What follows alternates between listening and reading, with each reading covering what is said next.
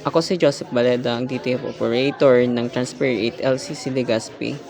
Ito ay ginamit ng 7 araw na may total na 40.4 meters. Ito ang printer head, huling pinalitan noong September 19, 2024.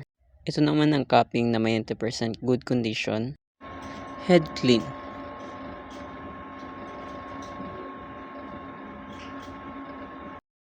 Punasan ng wiper pagkatapos mag-head clean.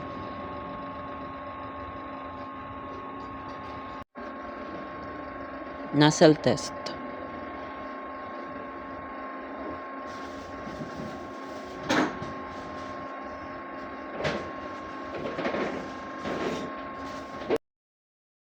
Ang ink system label namin ay tama lang. Ang damper ay pinalitan noong September 20, 2024. Ang waste tank ay nilinis ng isang araw. Ito ang AVR. Dito naman ang ground wire. Andito naman po nakalagay ang unused ink, unused film, DTF powder and cleaning solution. Dito naman po ang used ink and used powder.